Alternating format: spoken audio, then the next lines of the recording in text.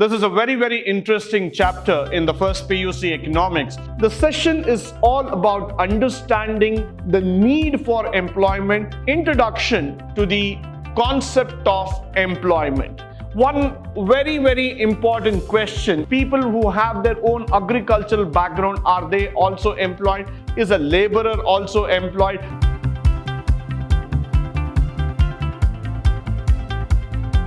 Good morning and welcome to the first session of Chapter 7, Employment and Growth. This is a very interesting chapter in the first PUC Economics because we are going to study about the most crucial factor called as employment, which really drives the economy, which contributes to the national income and thereby helps in building up our GDP. So quickly going forward, let's try to understand the topics for today. The topics that we are going to cover is we're going to look into the highlights of this lesson. What are the key learning objectives? The introduction to employment and growth. And then we're going to talk about workers and employment. The session is all about understanding the need for employment and how do we need to take employment as a key centric area for growth. So let's try to get insight to each and every topic and try to connect it to the economy. Moving forward. Now, the highlights of this lesson that you need to know is that we're going to understand few basic concepts relating to employment and economic activity, which is very important. We're also going to learn about worker, workforce, and unemployment. These are the key factors that keep on repeating in any of the economics.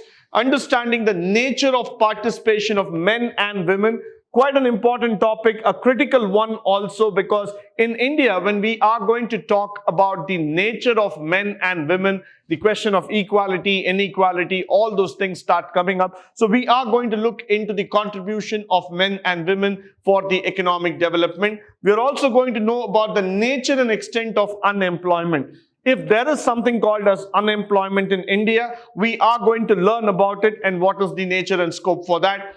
Also, we are also going to get into the initiatives taken by the government in terms of employment generation. So quite a lot of topics and importance in terms of understanding this chapter.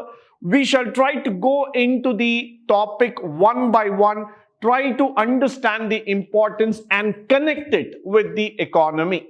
Moving forward. Introduction to the concept of employment. One very important question or $1 million question that anybody would like to ask is, why do people work? It's a very simple question, but yet the answer is very complicated. Why do people go to work? If things would have been very simple for us, if we would have all been inherited with lots and lots of wealth, if all of us had millions and millions of dollars in our pocket, then we would have never thought about employment. We would have been happy sitting at home and we would have believed that money is kept necessary and lot in together.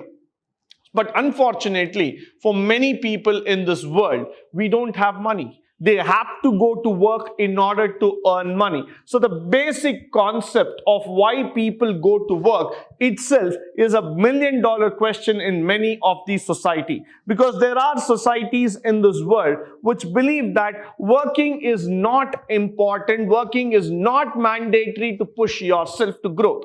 They believe that you could continue doing some sort of activity, a shadow employment altogether and still survive. So the concept of work and working itself is going to be the central topic for us today to understand. But then people will go to work for a simple reason, because they want to earn a living. They want to make money. And the only way of making money is by going to some work. Now, the nature of employment might differ from people to people. That's what is the truth. I might be doing a menial job, somebody else might be doing a skilled job, somebody else might be involved in a blue collar job, or somebody else might be involved in a white colored job. Now, whatever type of work we are working, that's different. That's not the most important factor. The key factor here is that how many of us are employed on a day-to-day basis? How many of us are regularly employed and contributing to the development of nation and society? So that question of going to work and earning a living altogether is the most important factor here. Now, for many of us, unfortunately, we have not inherited property from our ancestors, which means we have to make a property for ourselves, we have to earn money for ourselves, and we have to keep moving. So that is why for most of us, the concept of inheritance is not working out very well. So they have to find some job, they have to keep themselves engaged. The second thing, this does not completely satisfy anybody. In spite of the factor that you might be blessed with millions of dollars, you might be blessed with numerous property, you might be blessed with a heavy bank balance, but still you want to go to work, you want to keep yourself active, you want to go outside, explore the opportunities, make yourself engage in some sort of activity that can earn a living for you. So the concept of working is all about the mind, body and soul altogether, because every single person on this earth wants to keep himself engaged, actively busy in doing something. Moment we decide in our life that we will not work, we will just stay back at home, that cannot be accepted by our mind, that cannot be accepted by the society at large. So at some point of time, the concept of employment sticks to the economy at the highest priority level possible. So that is why we say that going to work will definitely give a sense of self-worth and enables us to relate ourselves meaningfully. That is the point at which we can go back, tell to the society that I am working in a place and this is what I am doing. So I get a monthly income altogether. Now, moving forward, every working men and women is actively involved in contributing to the national income. That's a very, very important point. For a country like India with 138 crore population today, the question that comes into the mind of every single person is that who actively contributes to the development of nation? Is it those large industrialists, those large manufacturing houses, services-based company, or is it the common man? The answer to this question is definitely the common man, because every single person, every single citizen of this country actively tries to contribute for the nation's development. So it becomes very, very important that unless and until you are employed, you will not be a part of the national contribution altogether. So everybody who is interested in the development of the nation will try to find some job, will try to keep himself occupied, will try to move forward and try on an active social commitment towards the nation. So the concept of employment is definitely important to the mind of the people. Similarly, we do not work only for ourselves. We also have a sense of accomplishment. Now, this is the higher order thinking altogether. Reason being is that when we start working, we start understanding that the initial drive, the initial push is for money. That is what I want. But as you start working, as you start making progress day by day, a sense of accomplishment starts setting your mind. You start thinking that I need to achieve more. I need to go up the ranks. I need to have a personal status. I need to have a rank in the society. So what happens here is that the concept of employment drives you to achieve higher status altogether. So that is why we will always look into work not just as an occupation but as an accomplishment altogether.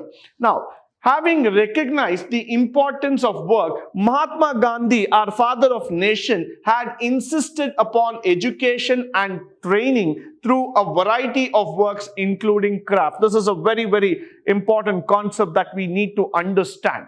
The moment the word employment starts coming into the mind, it is possible only when you are educated formally and trained under a particular skill set.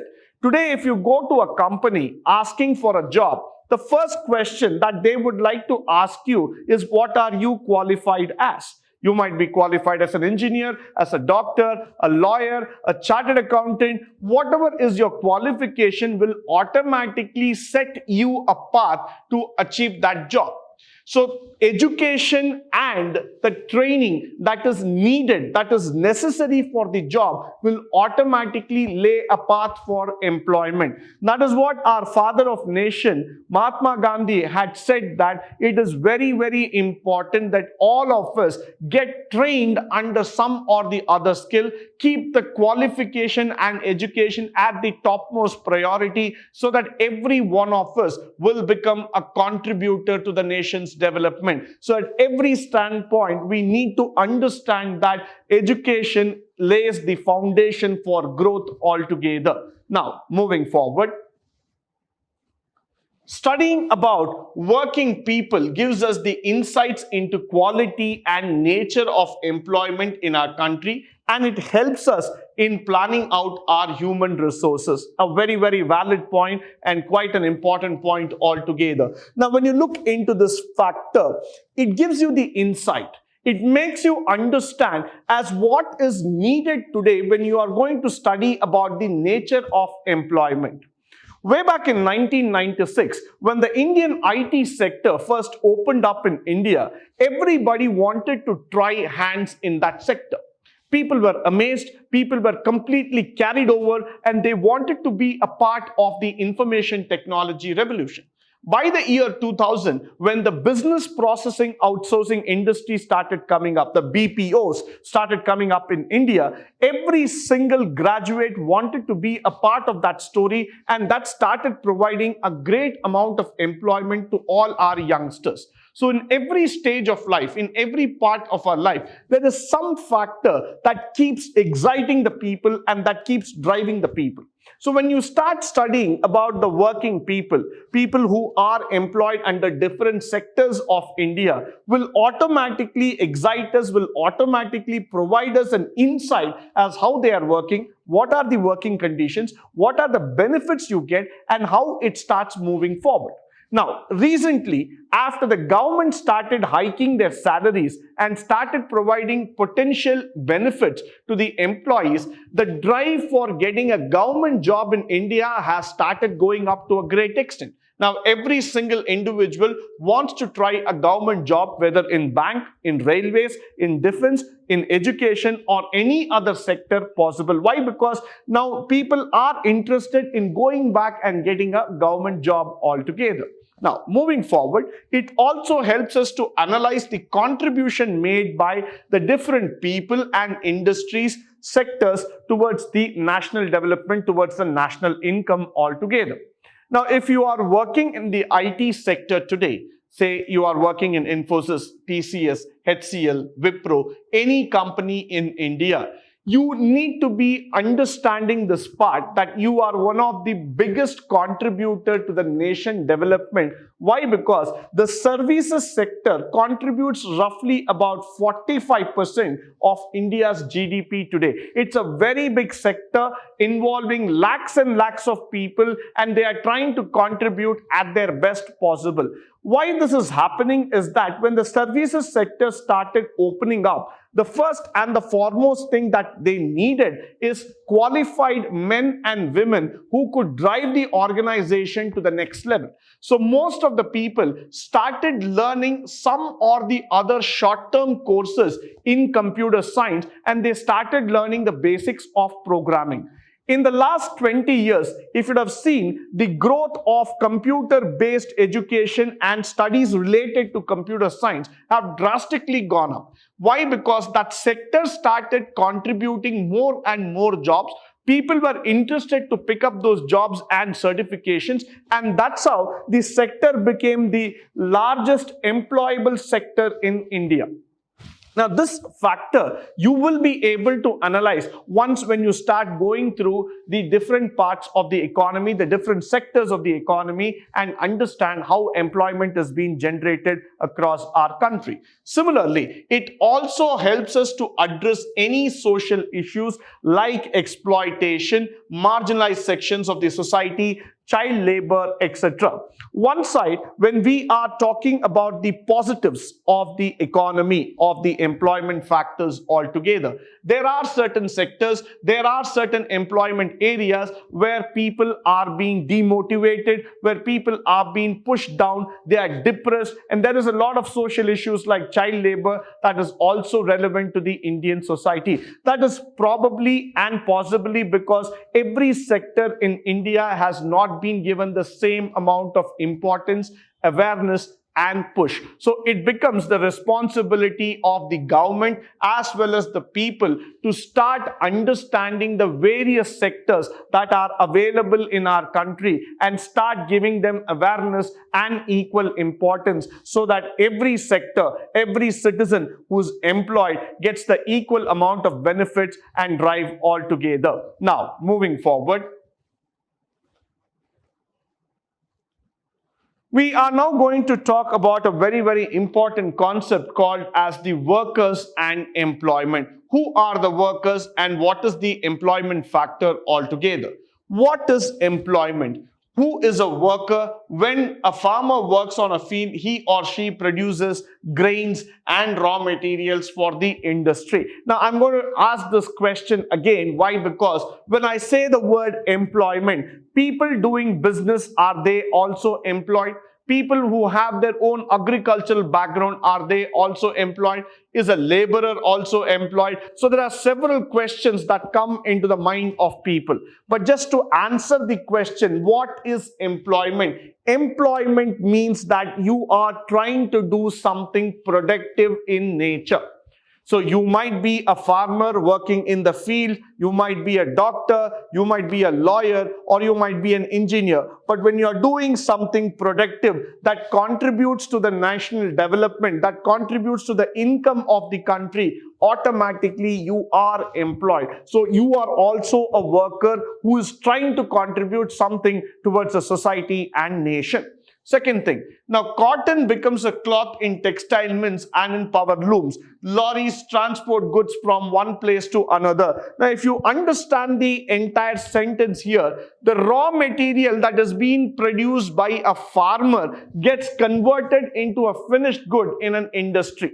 Similarly, the transportation part, the intermediate job is being done by the lorries and trucks altogether. So everywhere there is some kind of employment that is involved, either directly or indirectly. So you are a part of a large chain which tries to do some or the other productive activity for the development of the nation.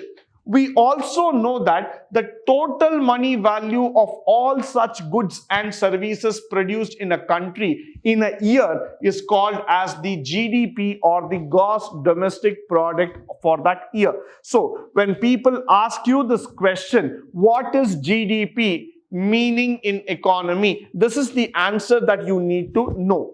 It means that total money value of all the goods and services that are produced in your country in that given year is known as GDP. So this word is very, very important for all of us. Similarly, now when we start moving forward, what we pay for imports and we get out of our exports, we will find the net earning. So a difference between export minus import will give you our net earning position.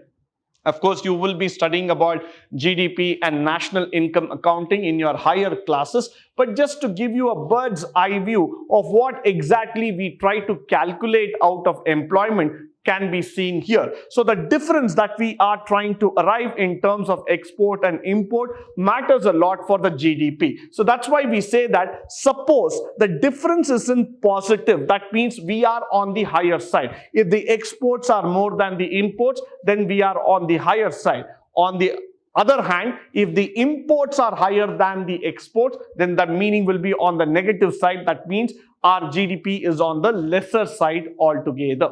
Now, moving forward, when we add all this earning with the foreign transaction and everything, what we get is the GNP, or the gross national product. So all the earning, that is the plus or minus from the exports and then the foreign transactions, we will land in something called as GNP, or the gross national product. Now, these activities contribute to the gross national product are called as economic activities. So when we talk about terms like GDP, GNP, and all the economic activities that contribute here, they form the actual part of the economy. For all those who are engaged in economic activity in whatever capacity, high or low, are known as workers. Even if some of them temporarily abstain from work, they might, because they are not keeping up well, they are not doing proper, they are not able to contribute to the nation and factor due to bad weather, due to economic conditions. Still, they are also called as workers because they are not actually involved, but they might be involved in some stage. They might be involved in some part in the economic development altogether. Workers will include all those who help the main workers in the activity. As we saw in the previous example, a farmer is not directly involved in producing a shirt or a trouser. But then the farmer contributes to the cotton which is being transformed into a shirt or to a trouser. So what happens here is that all the people who work in the allied sector and help in the contribution to the main sector are also workers. So work itself has got a lot of classification which gets involved in a big chain or a link altogether.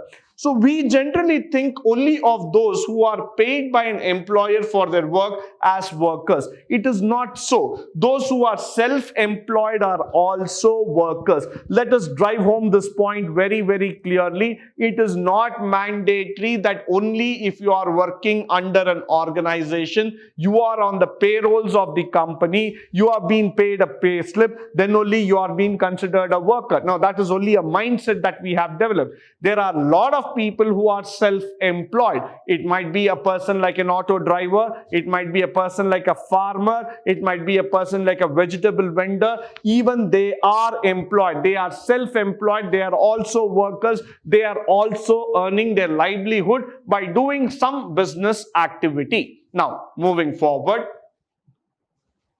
the nature and the employment in India is multifaceted. That's one very, very important point that you have to drive in your ideology or understanding. Some of them will get employment throughout the year, while others might get it only on a seasonal basis. That is few months. Now, there are a lot of white-collar jobs in India where you're typically working under a company, you are being paid a regular salary. Yes, you can be proud about the factor that, yes, I am working under a system.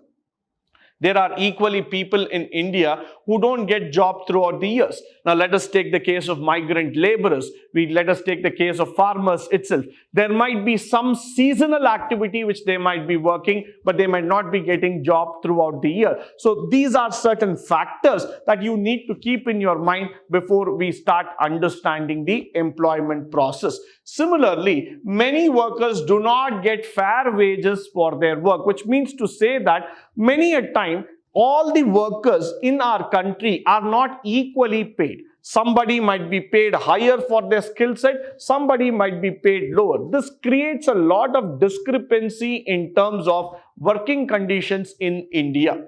While estimating the number of workers, all those who are engaged in economic activities are considered to be employed. So that is what I was trying to tell you. If you are doing any kind of business or any kind of activity that contributes towards the nation and social development, automatically you are considered to be employed. Now, you might be interested in knowing the number of people who are actively involved. That is definitely one thing that we want to know from this chapter. So the answer to that is that about 400 million strong workforce we had 20 years back. In the year 2000, we had about 40 crore people who were actually involved in terms of doing some contribution. Today, we have more than 80 crore people who are working. We have doubled it in 20 years. So that's a huge amount of workforce that we are actually talking about. Moving forward, the rural workforce constitute almost about this factor. Men form the majority of the workforce, and about 70% of the workers are men and rest are women. Now, this is one thing that we are been trying to talk about in India to a great extent. 70% of men and 30% on the women workforce. Somewhere down the line, we want to understand here that men and women should get equal employment opportunities, and we have considerably improved it today. Because if you see in the companies, most of the companies have now allocated more than 40% of their job for women, and they want to see the women workforce also coming up. Now, if you see that women workforce account only 1/3 of the rural workforce, that is true. Why? Because men go to the work area and women try to keep up to the home altogether. Women also carry out works like cooking, fetching water, fuel wood. They do contribute a lot in terms of upkeeping the home, educating the children. So they do a large amount of contribution, very important contribution for the development of nation. But many a time they are not paid wages in cash or in the form of grains. At the time they are not paid at all. Many a time a woman is not being paid for her great service that she contributes towards the nation and for the social development. She takes care of the children, she takes care of the family, she does educate the family, she does a lot of things for the family, but then she is not being paid, she is not being valued at many a times. That actually leads to a depressing moment for us in India. But then, for this reason, these women are not categorized as workers. We don't call them as workers. We call them as people who actually take care of our house, and they are actually involved in the development of the nation. Economists have argued that these women should also be called workers. I would go one step further and I would say that they are not workers, but they are leaders of the nation. It's because of them our house is intact. It's because of them we are alive today. So it is highly important here that not just they are workers, but they are the leaders who actually help in contributing to the economic development of our country. Now, moving forward. With this, we come to the conclusion for today's session. I hope and believe that this session was highly interesting, informative, and educative. In the next session, we will be studying more about the various factors of the work and employment altogether. Until then, thank you and goodbye from my side.